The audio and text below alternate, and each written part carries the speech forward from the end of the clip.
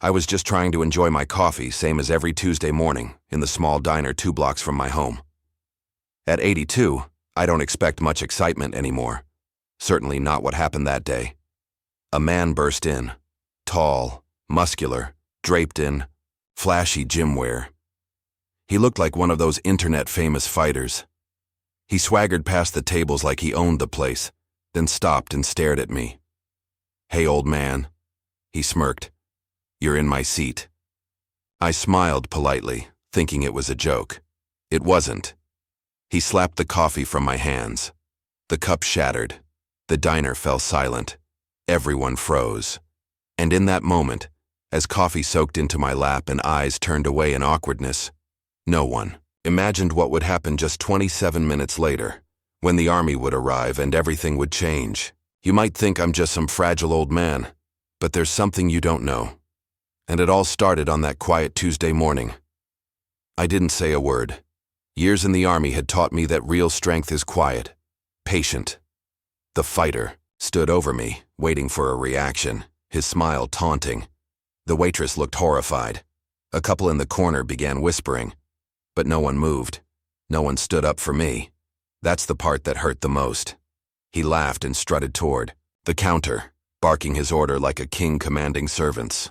I wiped my lap, then reached for my cane, not because I needed it, but because of what was inside it. A little piece of the past I always kept close. I glanced at the clock. 11:33 a.m. I sent a quick message from my old flip phone. "Code Gray, diner, now." He thought this was just a slap, but he had no idea who I was, or who my son is, and that mistake would cost him everything. This story is just beginning. Don't miss what comes next. Like and subscribe so you don't miss the truth behind what really happened that day. The last time I used that code was in Fallujah, 2004. Back then, it meant enemy contact. Today it meant something far more personal, humiliation on home soil. I watched the fighter from my booth. He bragged loudly to the waitress about his last match, how he broke a guy's jaw with one punch. His voice oozed arrogance, unaware of the eyes silently watching him. What he didn't know was that I once led a special operations unit. I trained men to survive the worst conditions, to stay calm under fire, to handle threats like him before breakfast. And more importantly, my son, Captain Marcus Ray, was raised on that same grit. Decorated, respected, and now stationed just minutes away. I didn't need revenge. I wanted something more powerful. A lesson.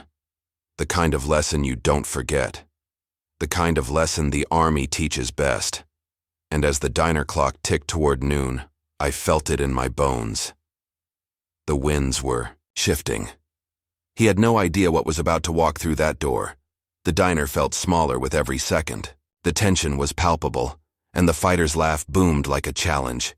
His voice grated on my nerves, but I stayed calm. Patience. That's what separates strategy from recklessness.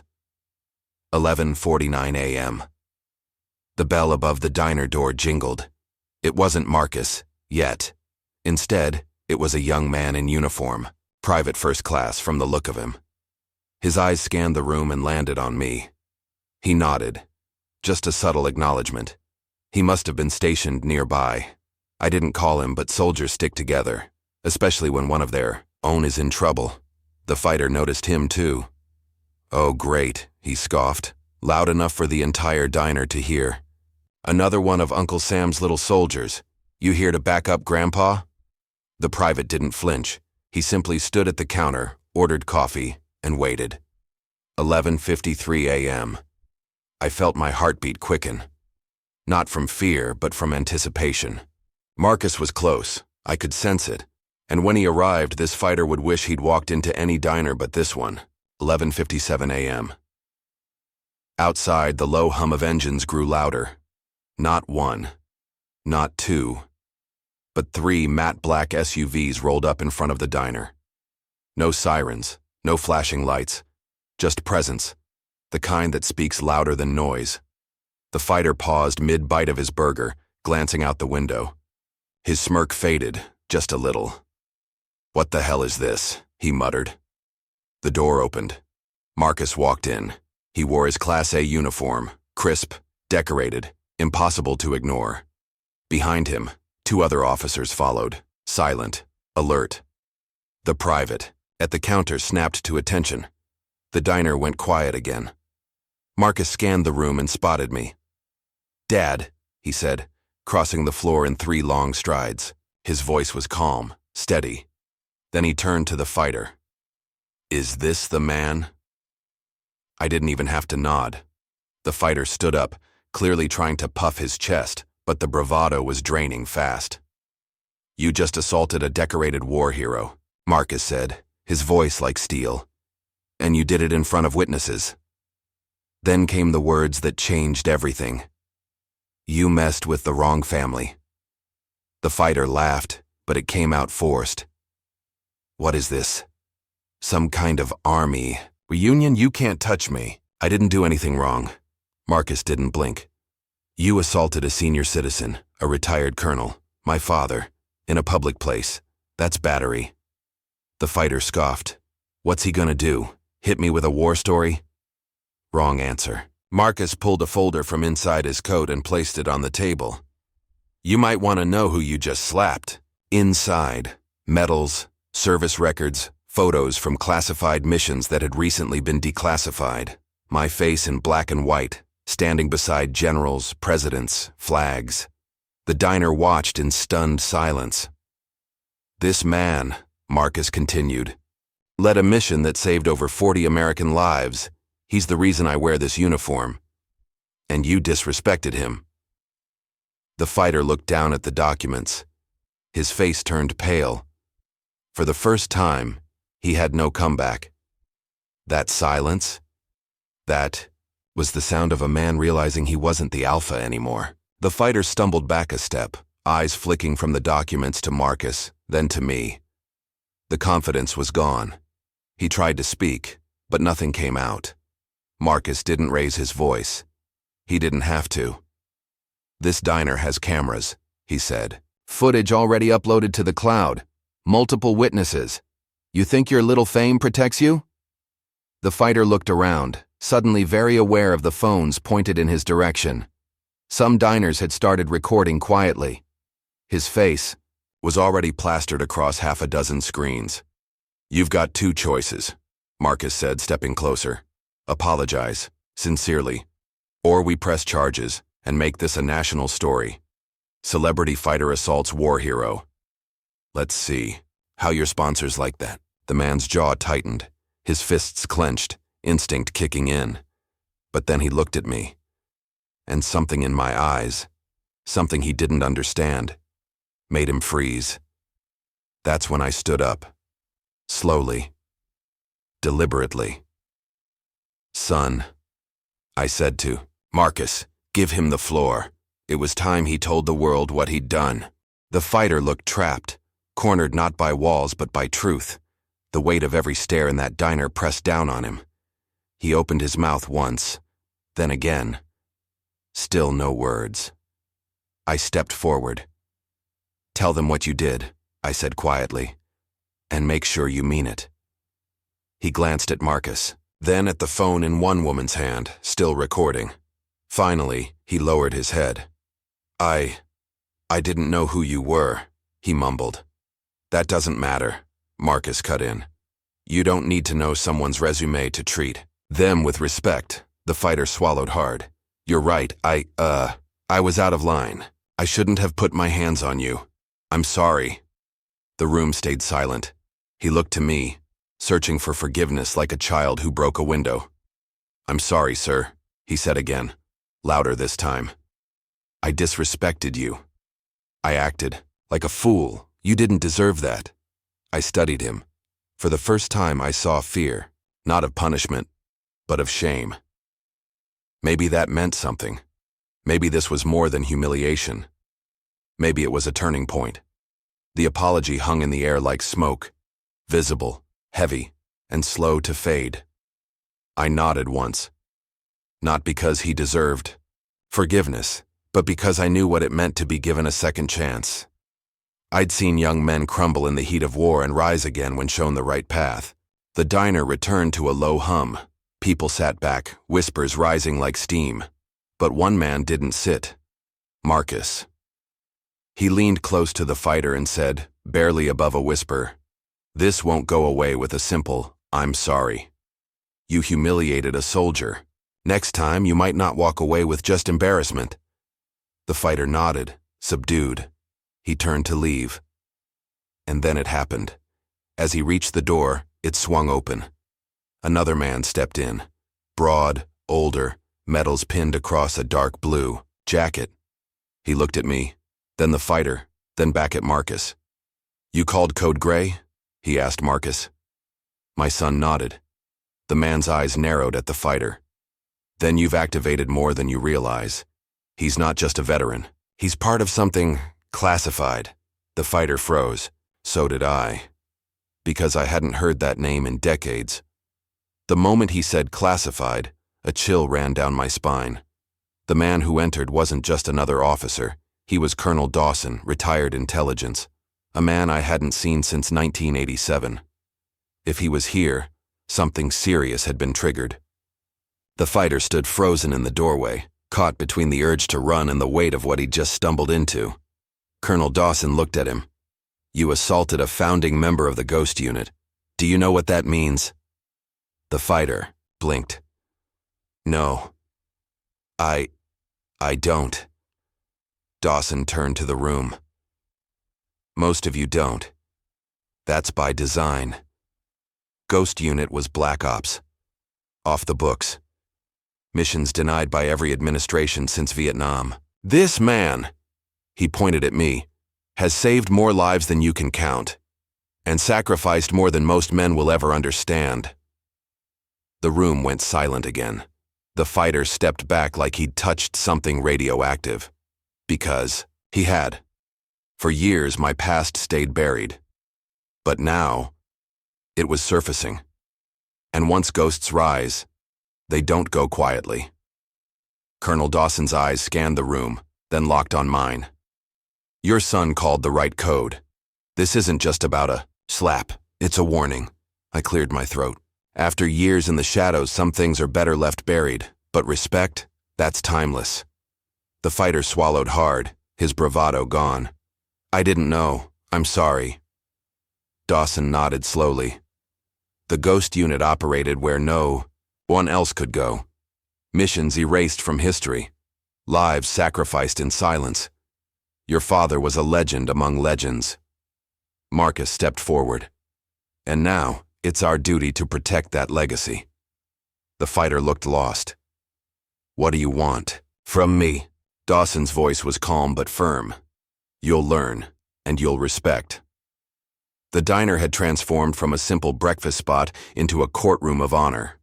And I realized then, the battle wasn't just about strength. It was about legacy, respect, and the truths we choose to fight for. The fighter swallowed his pride, but I could tell he was struggling. This wasn't just about a broken ego. It was about facing truths that hit deeper than any punch. Colonel Dawson leaned in. "War changes men. Sometimes it leaves scars you can't see." I nodded, feeling the weight of years pressing down. But strength isn't just muscle, it's honor. And sometimes that means standing up, even when the world expects you to fall. The fighter looked down, then back up. "What happens now?" Marcus answered. "Now you prove yourself. Not in the ring, but here. By respecting those who came before." The tension shifted. The fighter's stance softened. He was no longer just a threat.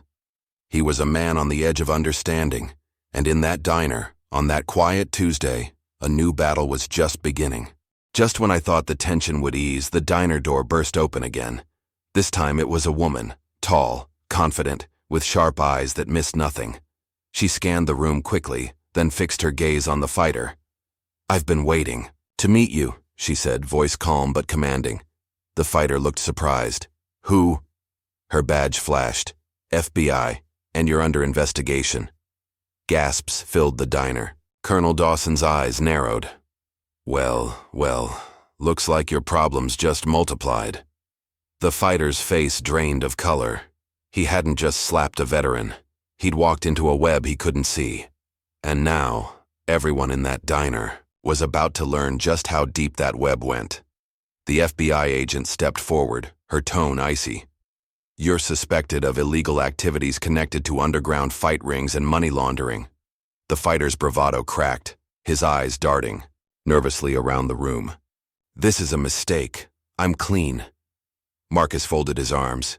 "Funny how these things surface right after you humiliate my father." Colonel Dawson added, "Actions have consequences, especially when you cross the wrong people." The diner held its breath as the reality sank in. This was no ordinary fighter, but a man with shadows far darker than anyone imagined. And the army wasn't the only force ready to take him down. "Want me to continue with Chapter 15? The climax is building fast." The fighter swallowed hard, his facade crumbling with every passing second. The FBI agent's words hit like punches. He couldn't dodge. "I'm innocent," he stammered, but no one believed him. Marcus stepped forward, voice steady but sharp. "You thought this was just about a slap, but you triggered an investigation that's been months in the making." Colonel Dawson nodded grimly. "You're about to learn what happens when the hast catches up." The diner's eyes were glued to the scene, a man once proud, now unraveling in front of strangers and enemies alike. The fighter's world was collapsing, and it all started with a moment of arrogance. A slap he'd never forget. As the fighter sat defeated, Marcus addressed the room. "This is about more than punishment. It's about respect, for those who fought for this country, for honor, for legacy." I looked at the fighter one, last time. "You made a mistake, but it's not too late to learn from it." The FBI agent nodded. "Cooperation can reduce consequences. Defiance will only make things worse." The fighter's shoulders sagged. For the first time, humility replaced arrogance. In that diner, amidst the tension and cameras, a lesson was being taught, not with fists, but with dignity. Sometimes, the strongest fight is the one to admit when you're wrong. The fighter finally spoke, voice low and raw. "I never meant to hurt anyone. I thought strength was everything." Marcus looked at him with something like sympathy. "Strength without respect is nothing." I nodded, feeling a familiar weight lift. "War taught me many things. The hardest lesson? Humility." The fighter glanced around, then at me. "Can I make this right?" The room stayed silent. Then slowly I extended my hand. "Start by owning your mistakes." He took it, and in that handshake, a fragile bridge was built between two very different worlds. Word spread fast. The video of the apology, the confrontation, the FBI's arrival, all captured and shared by those in the diner. The fighter's sponsors dropped him. The media tore apart his reputation. But something unexpected happened. He began volunteering with veterans groups, speaking honestly about respect, mistakes, and growth. Marcus watched silently, proud. I smiled quietly. Sometimes the greatest battles aren't fought in the ring, but inside the heart. One evening, as I was going through old letters, Marcus found something I hadn't seen in years, a faded envelope marked, "To be opened only if necessary." Inside, a letter from my commanding officer detailing a secret mission I led. It revealed the fighter's true connection. He was the son of a man I saved during that mission. Suddenly, everything clicked. His anger, his fight. It was more than pride. It was buried resentment and a family legacy tangled in ways none of us understood. The real battle was just beginning. Marcus called a meeting at the diner. The fighter sat quietly, face tense but attentive. I laid out the letter, the mission details, the lives saved. "I saved his father," I said softly. "And now, we all carry that legacy." The fighter's eyes filled with tears. "I hated you because I thought you abandoned us. But you saved my family." The room was silent, heavy with the weight of truth. It wasn't just about a slap anymore. It was about healing wounds buried deep, in history and finally finding peace. The fighter wiped his eyes, his voice breaking. I'm sorry for everything. For the disrespect, the anger, for not knowing. Marcus nodded. That's the first step. I reached out, placing a hand on his shoulder. It takes courage to face the truth. The diner, once a battleground, was now a place of reconciliation. We all carried scars, some seen, others hidden. But together, we could start healing. The past wouldn't define us anymore. From that day, the fighter became an advocate, not just for veterans but for respect, understanding, and second chances. He volunteered at local veteran centers, spoke openly about humility, and made peace with his past. Marcus stood by him, proud. And I saw a future where honor wasn't just a word, but a living legacy. The fight had changed, from one of anger and shame to one of healing and hope. Months later, we met again at that same diner. The fighter, now calmer, smiled genuinely. I never thought I'd say this, he said, but thank you. You showed me what real strength is. Marcus laughed softly. Guess you've earned some respect. I nodded, feeling the weight of years lift. From a slap to redemption, from anger to understanding, our story came full circle. Before leaving, the fighter turned to me. What's the most important thing you've learned? I smiled gently. That strength isn't about fighting others. It's about fighting for what's right, with honor, respect, and heart. He nodded thoughtfully. I'm starting to understand. Marcus joined us. And that's a lesson we all need, no matter our age or past. The diner buzzed quietly around us, but inside, a profound peace had settled. Our battles were over, at least for now. Just as we thought the story was ending, Colonel Dawson revealed a secret. The fighter's father didn't just survive the mission, he was a hero who saved my life, Dawson said quietly. The fighter's eyes widened. I never knew. And now, Dawson continued, the Army is officially recognizing your father's sacrifice, thanks to your courage and honesty. Tears welled up as the fighter finally understood the true meaning of legacy. From humiliation to honor, from anger to reconciliation, this was more than a story about a slap. It was about the bonds that tie us all, across generations. If you enjoyed this story, please subscribe and leave a comment. There are many more stories like this waiting to be told. Thank you for watching.